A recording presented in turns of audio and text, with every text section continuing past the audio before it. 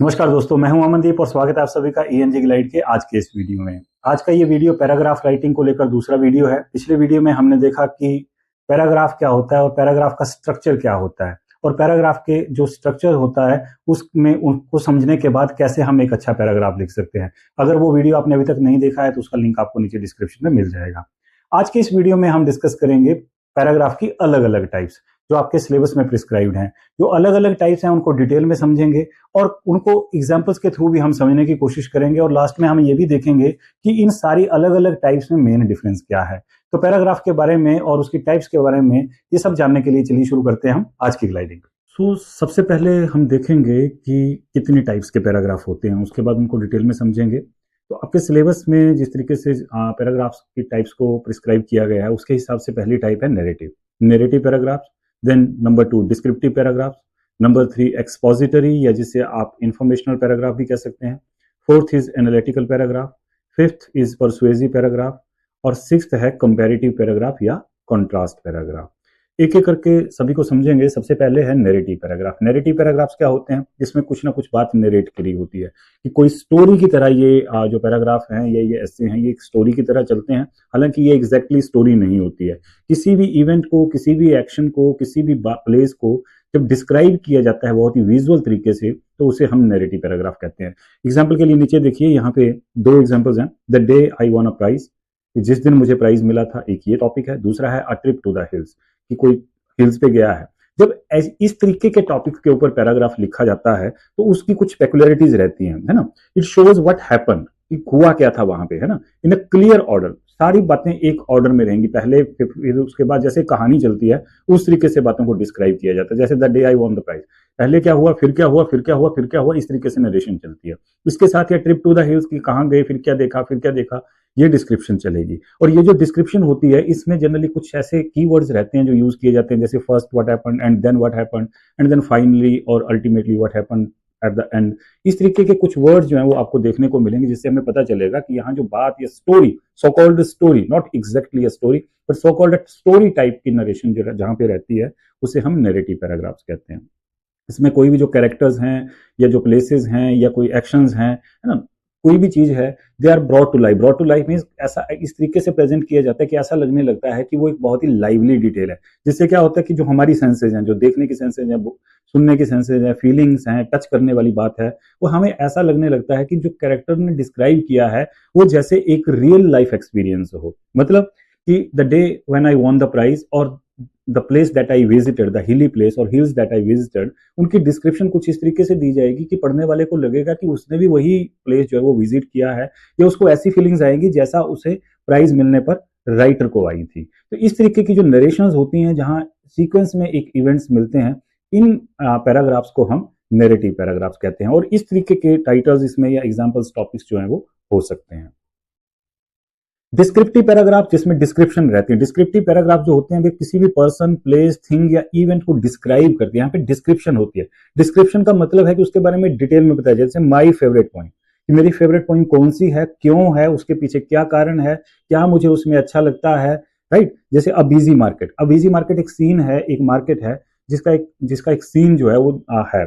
अब उस सीन को डिस्क्राइब करना, हालांकि नैरेटिव भी हो सकता है, ऐसा नहीं है कि एक डिस्क्रिप्टिव पैराग्राफ नैरेटिव नहीं हो सकता है, लेकिन वो किस तरीके से लिखा गया है। अगर वो डिस्क्राइब कर रहा है मार्केट को कि वहां पे क्या है, वहां पे क्या है, तो वो एक डिस्क्रिप्शन की तरह आएगा। लेकिन अगर उसे एक स्टोरी वाले तरीके से बताया जाएगा, पहले क्या है, फिर बाद में क्या हुआ, फिर क्या हुआ, इस तरीके से अगर इवेंट्स के साथ उसको अटैच करके बताया जाएगा तो वो नैरेटिव पैराग्राफ हो जाएगा। अगर उसकी डिटेल सिंपल दे रखी है तो वो डिस्क्रिप्टिव पैराग्राफ हो जाएगा। यहाँ भी सेंसरी डिटेल्स यूज होती हैं इस तरीके से कि आपके दिमाग में डिटेल कुछ इस तरीके से दी जाती है कि आपके माइंड में एक पिक्चर क्रिएट हो जाती है उस चीज की। हालांकि ये पिक्चर्स अलग अलग हो सकती हैं।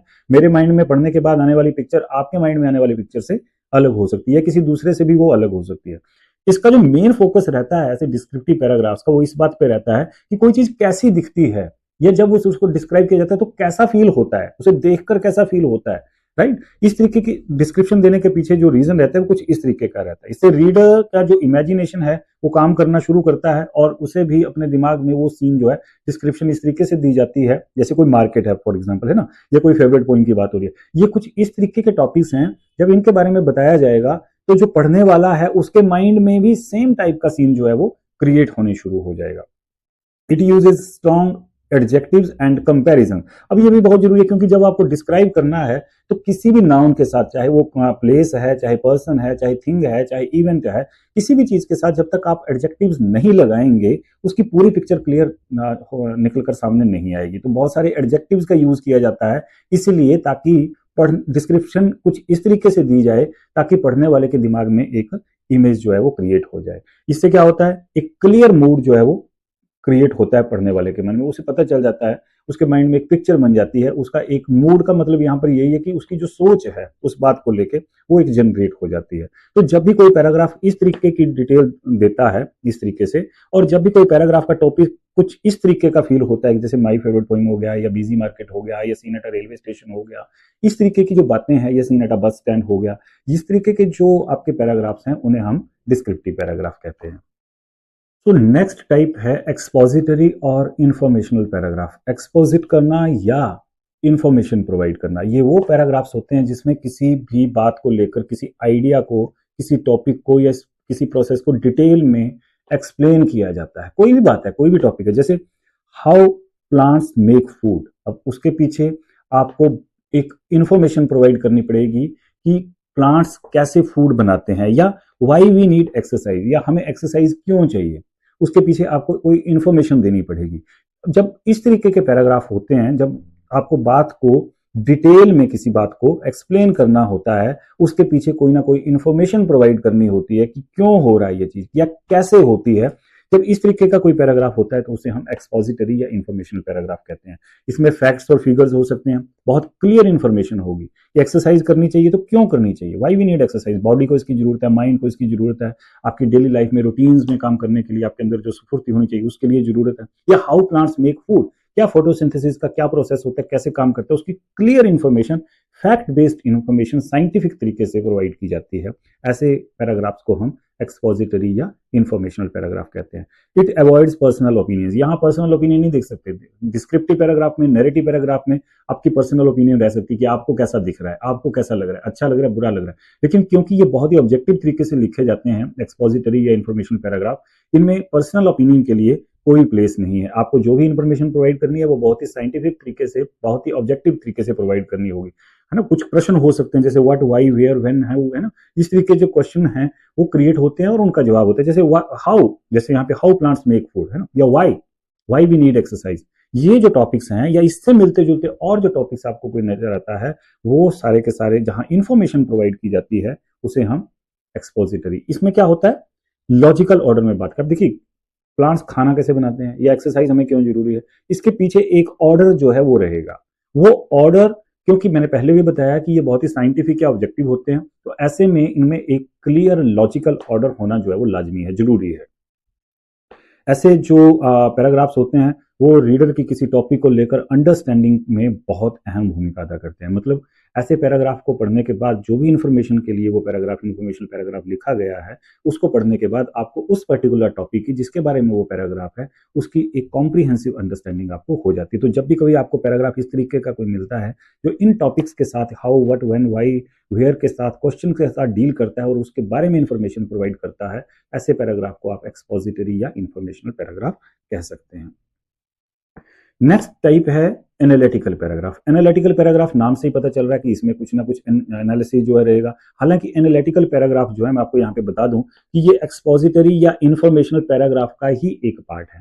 जब इंफॉर्मेशन, कोई भी इंफॉर्मेशन बहुत ही डीप एनालिसिस के साथ, सिंपल इंफॉर्मेशन नहीं प्रोवाइड करी गई बल्कि उसमें एक बहुत एनालिसिस भी साथ में प्रोवाइड किया है। ये टेबुलर फॉर्म में हो सकता है या आपको कोई ग्राफ्स दिए हो सकते हैं, कोई बार ग्राफ, पाई ग्राफ या कोई चार्ट दिया हो सकता है। जब इस तरीके से एनालिसिस करने के बाद या एनालिसिस वाला पैराग्राफ आपको दिया जाता है तो उसे हम एनालिटिकल पैराग्राफ कहते हैं। और याद रखिएगा, analytical paragraphs are a part of means a wider section of paragraphs, that is expository and informational paragraph.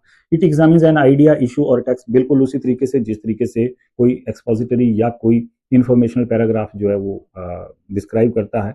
It breaks the topic into smaller parts, है ना। हो सकता है कि बड़ा टॉपिक है तो उसको छोटे छोटे पार्ट्स में, यहाँ देखिए theme of courage in Malgudi stories, कि मालगुडी स्टोरीज में जो थीम है, करेज की जो थीम है, कहाँ कहाँ हुई। अब देखिए बहुत सारी स्टोरीज हैं और इन बहुत सारी स्टोरीज में कहाँ कहाँ करेज जो है उसके बारे में हमें देखने को मिल रहा है, तो उसका एक एनालिसिस रहेगा। इसी तरीके से effect of social media on teens, कि टीन एजर्स पर सोशल मीडिया का इम्पैक्ट क्या पड़ रहा है। अब इसके पीछे कोई बहुत बड़ी स्टडी हो सकती है, स्पेकुलेशंस भी हो सकती है नो डाउट, लेकिन एक डेटा के रूप में कोई ना कोई चीज, एक एनालिसिस के रूप में कोई ना कोई चीज जरूर दी होती है, जिसके बेसिस पर हम उसे एनालिटिकल पैराग्राफ कह सकते हैं। ये it also explains how the parts work together, कैसे अलग अलग चीजें मिलकर एक चीज बनाती हैं, राइट।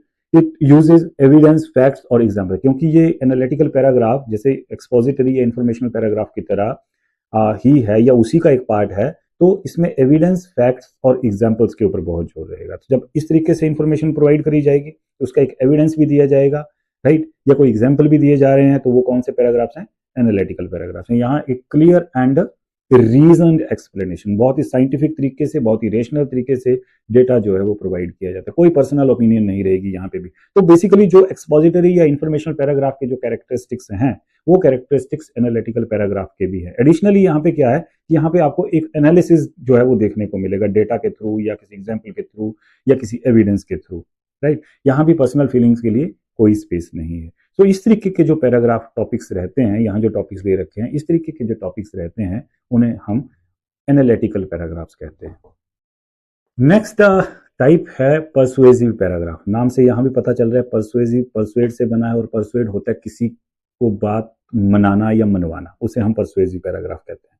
जब कोई ऐसे पैराग्राफ्स रहते हैं जो कहीं ना कहीं पर आपको कन्विंस करने के लिए लिखे गए हैं, आपको अपनी बात मनवाने के लिए लिखे गए हैं, उन पैराग्राफ्स को हम परसुएसिव पैराग्राफ कहते हैं। यहाँ ट्राई की जाती है, यहाँ कोशिश की जाती है कि जो भी टॉपिक पे वो बात की जा रही है वो कुछ इस तरीके से प्रेजेंट की जाए कि आप उस बात के साथ सहमत हो जाओ। यहाँ पे एग्जांपल देख सकते हैं, students should read every day, है ना, स्टूडेंट्स को रोज पढ़ना चाहिए। क्यों पढ़ना चाहिए, उसके पीछे लॉजिक कुछ इस तरीके से प्रोवाइड किया जाएगा कि आप उस बात के साथ सहमत हो जाओ, आप बात मान लो। यहाँ डेटा भी प्रोवाइड किया जा सकता है, यहाँ इंफॉर्मेशन साइंटिफिक तरीके से भी दी जा सकती है, या सब्जेक्टिव भी हो सकता है इसमें जो ओपिनियन है कोई। We must protect our environment, क्यों प्रोटेक्ट करना चाहिए, ये वाली बात इस तरीके से बताई जाएगी कि आप कन्विंस हो जाएंगे कि भाई हमें करना चाहिए, या आप कन्विंस हो जाएंगे कि students should read every day, right. तो इस तरीके के जो पैराग्राफ्स हैं उन्हें हम परसुएसिव पैराग्राफ कहते हैं, जो परसुएड करते हैं आपको। It presents a clear opinion, इस बिल्कुल क्लियर, वो मीन्स वन हैंडेड आप कह सकते हैं। यहाँ दूसरा जो उसका पार्ट रहता है कि क्यों नहीं करना चाहिए, उसके बारे में कोई बात ज्यादा नहीं की जाएगी, सिर्फ उसी, ये बिल्कुल डिबेट की तरह ही है। डिबेट की जब आप डिबेट करते हैं तो आप एक टॉपिक के ऊपर एक उसके फॉर द मोशन या अगेंस्ट द मोशन जब भी कहते हैं तो आप अपनी बात मनवाने के लिए कहते हैं। So same type of argument आपको यहाँ देखने को मिलेगा। It gives reasons and examples to support the opinion. Opinion को सपोर्ट करने के लिए आप बहुत सारा डेटा भी बता सकते हो, रीजन बता सकते हो, फैक्ट्स एंड फिगर्स आप प्रेजेंट कर सकते हो। स्ट्रॉन्ग एंड डायरेक्ट लैंग्वेज, क्योंकि अपनी बात को आपने मनवाना है तो अपने पॉइंट को आपको बहुत ही फोर्सफुली एक अच्छी लैंग्वेज में आपको प्रेजेंट करना पड़ेगा। तो ये पैराग्राफ ऐसी लैंग्वेज के साथ डील करते हैं। इट अपील्स टू लॉजिक और फीलिंग्स, तो लॉजिक को अपील करता है और फीलिंग्स को अपील करता है, आपको सोचने के लिए मजबूर करता है कि जो बताया जा रहा है वो करेक्ट है और आपको उसके साथ सहमत होना पड़ेगा। It asks the reader to take action और चेंज देयर व्यू, ये भी हो सकता है कि उसको इस तरीके से प्रेजेंट किया गया है कि हालांकि आपकी ओपिनियन ऐसी नहीं थी, लेकिन उसको पढ़ने के बाद आपकी ओपिनियन जो है वो बदल रही है, आपका व्यू पॉइंट जो है वो बदल रहा है। तो ये परसुएड करते हैं, आपको मनवाते हैं अपनी बात को। ऐसे पैराग्राफ्स वो पैराग्राफ्स हैं, परसुएसिव पैराग्राफ इन शॉर्ट वो पैराग्राफ है जो आपको इस तरीके से लिखा गया है कि वो अपने पॉइंट के साथ आपको सहमत कर लेता है अल्टीमेटली। इसके टॉपिक्स कुछ इस तरीके के हो सकते हैं, इससे मिलते जुलते कई और सारे टॉपिक्स जो है वो हो सकते हैं। इन सारे टॉपिक्स के अलावा और जितने भी इसके बारे में टॉपिक्स हो सकते हैं, पॉसिबल टॉपिक्स जो आपके लेवल तक के हैं, वो सारे के सारे आपको हमारे टेलीग्राम चैनल के थ्रू डिटेल में मिल जाएंगे। जो नेक्स्ट टाइप है वो है कंपैरेटिव या कंट्रास्ट पैराग्राफ। ये लास्ट टाइप है आपके सिलेबस के हिसाब से, जहां कंपैरिजन रहता है, कोई मुश्किल नहीं है, जहां कंट्रास्ट रहता है, दो चीजों के बीच में हो सकता है, दो से ज्यादा चीजों के बीच में भी हो सकता है, जैसे books and e books, books अच्छी हैं या ई बुक्स अच्छी हैं। कंट्रास्ट हो सकता है, कंपैरिजन हो सकता है, कौन सी अच्छी है कौन सी बुरी है। City life and village life, इसके बीच में कंपैरिजन हो सकता है। तो इस तरीके का जो टॉपिक रहता है जहां कंपैरिजन होता है, जो सिमिलर चीजों के बीच में भी हो सकता है और डिफरेंट चीजों के बीच में भी हो सकता है। देखिए books and e books, books ही है लेकिन थोड़ी अलग है, तो उनके बीच में एक कंपैरिजन हो सकता है, दो चीजों के बीच में भी हो सकता है, दो से ज्यादा के बीच में भी हो सकता है। It uses words like both, unlike and however. जब कंट्रास्ट हो रहा है तो हाउएवर रहेगा, अनलाइक रहेगा। जब एक सिमिलैरिटी बताई जा रही है तो बोथ जैसे वर्ड जो है उसमें यूज किए जाएंगे। It helps the reader understand the difference और सिमिलैरिटी। तो जिस भी चीज के बारे में फोकस्ड है पैराग्राफ, मान लीजिए वो सिमिलैरिटी के बारे में बता रहा है, तो आपको सिमिलैरिटी की, पढ़ने वाले को सिमिलैरिटी की पूरी अंडरस्टैंडिंग हो जाती है। अगर वो डिफरेंसेस के बारे में डिटेल कर रहा है तो आपको डिफरेंसेस के बारे में पूरा पता चल जाता है, right. It compares features like size, use, benefit और इफेक्ट। किसी भी चीज के बारे में, किसी भी टॉपिक के ऊपर दो अलग अलग बातों को लेकर या दो सिमिलर बातों को लेकर भी जो है सिमिलैरिटी या डिफरेंसेस के बारे में इन पैराग्राफ्स में बात की जाती है। Information, it provides information in a clear order. Obvious ही बात है कि जब आपको इन्फॉर्मेशन प्रोवाइड कर रहे हैं, कंपैरिजन कर रहे हैं, तो आपको एक क्लियर ऑर्डर मेंटेन करना पड़ता है ऐसे पैराग्राफ लिखने में। सो ये भी एक तरीका है। So it ends with a simple conclusion. अब अल्टीमेटली, क्योंकि अब ये भी जरूरी है कि जब दो चीजों के बीच में कंपैरिजन या सिमिलरिटी कोई दिखाई जा रही है, तो जो कंक्लूडिंग स्टेटमेंट है वो किसी ना किसी साइड तो लगनी चाहिए, या फिर कोई एडवाइस होनी चाहिए या कोई क्वेश्चन होनी चाहिए। तो ये भी होता है कि ऐसे पैराग्राफ जनरली एक सिंपल कंक्लूजन के साथ जो है वो एंड करते हैं। अगर एक मेजर डिफरेंसेस को देखें, अगर हम थोड़ा सा डिटेल में अंडरस्टैंड करने की कोशिश करें कि अलग अलग टाइप्स के पैराग्राफ में मेजर डिफरेंस क्या है, क्योंकि ऑलमोस्ट बाहर से देखने में सब एक जैसे ही लग रहे हैं। तो नैरेटिव पैराग्राफ जो होते हैं वो एक स्टोरी फॉर्मेट में लिखे होते हैं, हालांकि एग्जैक्टली स्टोरी नहीं होती है, लेकिन एक स्टोरी टाइप पैराग्राफ जो रहते हैं उन्हें हम नैरेटिव पैराग्राफ कहते हैं। इसी तरीके से जो डिस्क्रिप्टिव पैराग्राफ हैं वो एक क्लियर पिक्चर प्रोवाइड करते हैं किसी भी प्लेस के बारे में, किसी भी थिंग के बारे में, किसी भी इवेंट के बारे में, या किसी पर्सन के बारे में। एक क्लियर पिक्चर डिस्क्राइब करके जो चीज लिखी जाती है किसी प्लेस, पर्सन या थिंग को, उसे हम डिस्क्रिप्टिव पैराग्राफ कहते हैं। इसी तरीके से जो एक्सपोजिटरी है, एक्सपोजिटरी जो पैराग्राफ्स हैं वो फैक्ट्स को यूज करते हैं। जब कोई फैक्ट्स फिगर बेस्ड कोई पैराग्राफ लिखा जाता है तो उसे हम एक्सपोजिटरी पैराग्राफ कहते हैं। इसी तरीके एनालिटिकल, क्योंकि एक्सपोजिटरी का ही एक हिस्सा है, तो यहाँ पे जो इन्फॉर्मेशन है वो एनालिसिस में प्रोवाइड की जाएगी। वही फैक्ट फिगर रहेंगे लेकिन एक बहुत अच्छा एनालिसिस आपको देखने को मिलेगा। तो आप एनालिटिकल पैराग्राफ को एक्सपोजिटरी या इन्फॉर्मेशनल पैराग्राफ की कैटेगरी में ही कंसीडर करेंगे। इसके बाद नेक्स्ट है जो अगर हम देखें तो वो है परसुएसिव पैराग्राफ। परसुएसिव पैराग्राफ की सिर्फ एक ही खास बात होती है कि it tries to change your opinion. आपकी ओपिनियन, आपकी सोच, आपके विचार को बदलने की कोशिश की जाती है, मैटर को कुछ इस तरीके से प्रेजेंट किया जाता है ऐसे पैसेजेस में। और लास्ट जो टाइप है आपकी वो है कंपैरेटिव, जहां दो या दो से ज्यादा चीजों के बीच में आपको कंपैरिजन मिले, चाहे वो डिफरेंसेस को लेकर हो, चाहे वो सिमिलरिटीज को लेकर हो। ऐसे पैराग्राफ्स को आप कंपैरेटिव पैराग्राफ। तो मोटे मोटे तौर पर देखा जाए, हालांकि देखने में फिर मैं बता रहा हूँ ये सिमिलर लगेंगे सारे के सारे, को बहुत सारे कैरेक्टरिस्टिक्स इन सब के सेम रहेंगे, लेकिन कुछ जो मेन डिफरेंसेस हैं इनके बीच में, उनके बारे में जरूर आपको बताना पड़ेगा जब भी अगर किसी टाइप ऑफ पैराग्राफ की डेफिनेशन आपको लिखने को आती है। तो इन सारे टाइप्स ऑफ पैराग्राफ्स की जो डेफिनेशंस हैं और जो डिटेल्ड पॉसिबल टॉपिक्स हैं वो आपको हमारे टेलीग्राम चैनल के थ्रू मिल जाएंगे। और इसके अलावा जो मेन टॉपिक्स हैं, जैसे कुछ टॉपिक्स मैंने यहाँ सजेस्ट किए हैं, इसके अलावा जो कुछ और टॉपिक्स भी रहेंगे उनके बारे में, कैसे पैराग्राफ लिखा जा सकता है उसके बारे में काफ़ी सारा मटेरियल जो है वो आपको हमारे टेलीग्राम चैनल के थ्रू मिल जाएगा। तो अगर आपने अभी तक टेलीग्राम चैनल को वहाँ फॉलो नहीं किया है तो लिंक आपको नीचे डिस्क्रिप्शन में मिल जाएगा, जहाँ से आप उसे फॉलो कर सकते हैं। तो मिलते हैं नेक्स्ट वीडियो में, तब तक के लिए थैंक यू वेरी मच।